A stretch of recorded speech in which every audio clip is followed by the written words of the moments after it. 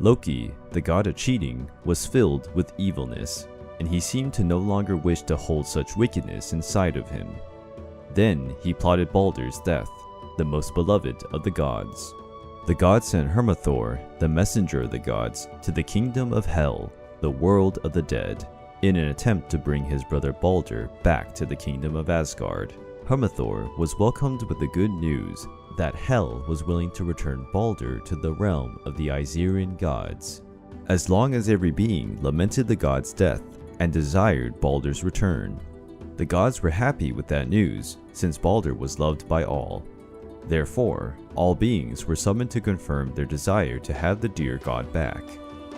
They all underlined their yearningness to see Baldur again, but the gods learned that a giantess who lived in the mountains did not.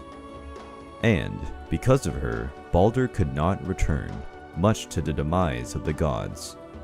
But the gods did not take long to find out that, actually, the heartless giantess was Loki in disguise. Loki had already perpetrated all sorts of wrongdoings, but he had exceeded the limits of the gods' patience. The Asgardians agreed that Loki would have to be punished. Loki dodged the wrath of the gods and found himself a hidden spot in the mountains near a salmon-filled well. Loki assumed the shape of a salmon and mixed himself with the fish, not to be found by the gods. Odin, the father of all, could see the whole world from the height of his throne, and he would soon discover Loki's hiding place. The cheating god knew that the gods would eventually find his hiding spot, pondering how they would try to capture him. The bait and hook hypothesis was underestimating the intelligence of the gods. Loki contemplated and found that a mash of strings could capture a fish.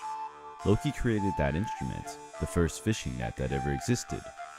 After understanding how it worked, he conceived strategies to escape from it.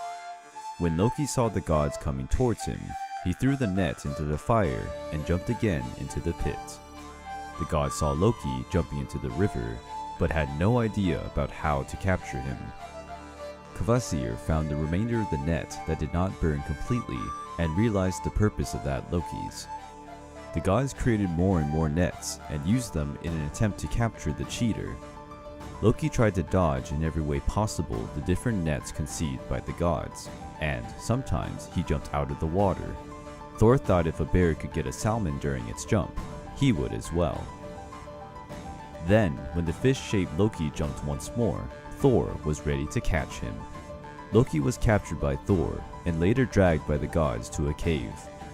There, he was bound and trapped. The guts and tendons of his own son were used to tie the cheating god.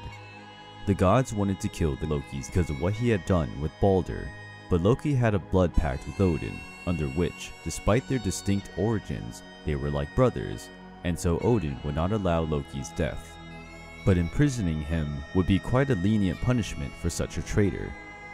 Therefore, Skathi brought a snake with toxic saliva and put it in a stalactite on Loki's head. When the snake salivated, its venom fell on the traitor, thus burning his skin and inflicting enormous pain.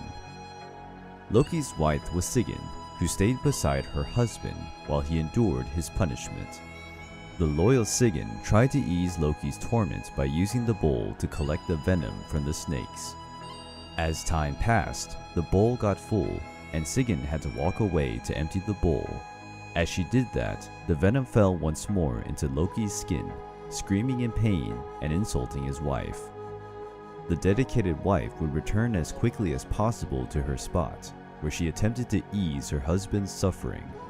Every drop of poison that fell on Loki only increased his thirst for revenge. The gods swore to have his payback during Ragnarok against the Yserian gods for all the suffering that he was subjected to.